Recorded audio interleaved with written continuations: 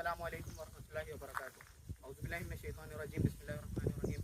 یریدون لیطفئوا نور اللہ بافواہہم واللہ متم نورہ ولو کرہ الکافرون والذی ارسل رسولہ بالہدی ودین الحق لیظہرہ علی الدین کلہ ولو کرہ المشرکون.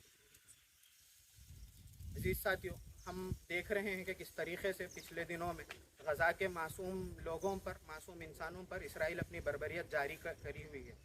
آج ساری دنیا میں قومی یکجہتی کے طور پر فلسطینی بھائیوں کے ساتھ ساری دنیا کھڑی ہے، اور یہی same call S I of India نے دی ہے.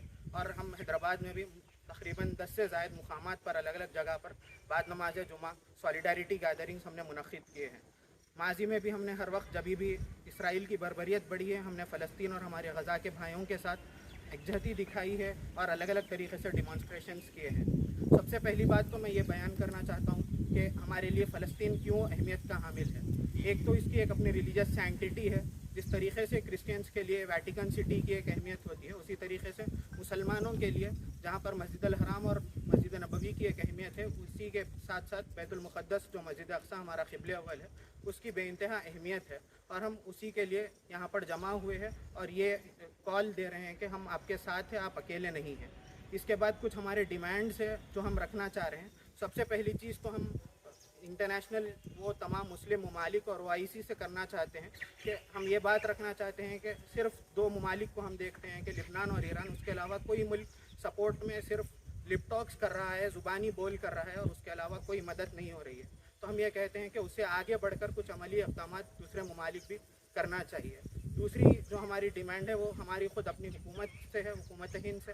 ہم یہ چاہتے ہیں کہ حکومت ہند اپنی جو اس سے پہلے قبل 60 سالہ جو پالیسی رہی ہے، فلسطین کی پرو فلسطین پالیسی رہی ہے، اس کو تبدیل کرتے ہوئے ہم دیکھتے ہیں کہ پچھلے دنوں میں خاص طور پر وہ پرو اسرائیلی پالیسی ہماری بنتی جا رہی ہے.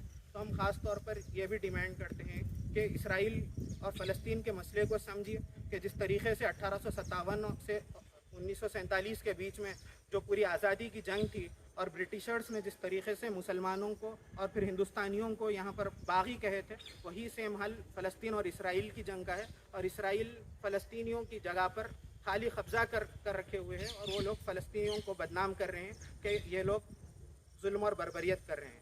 ہماری تیسری جو ڈیمانڈ ہے وہ تمام اور اپیل ہے تمام امت مسلمہ کے لوگوں سے کہ ہم اپنے اپنے مقامات پر جس طریقے سے سولیڈیرٹی دکھا سکتے ہیں دکھائیں. خاص طور پر یہ تمام سچویشنز میں نمازوں کی اور دعاؤں کی اہمیت بہت حد تک بڑھ جاتی ہے. اپنے اپنے مقامات پر مساجد میں قنوت نازلہ وغیرہ کا اہتمام کریں روزانہ فجر اور مغرب میں.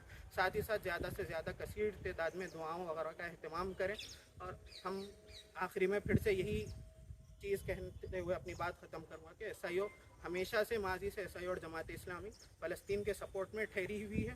کوئی بھی اس کے خلاف میں جائیں گے، ہمارا سیم کال کنٹینیو رہے گا اور یہ آگے بھی انشاءاللہ جاری رہے گا. جزاک اللہ.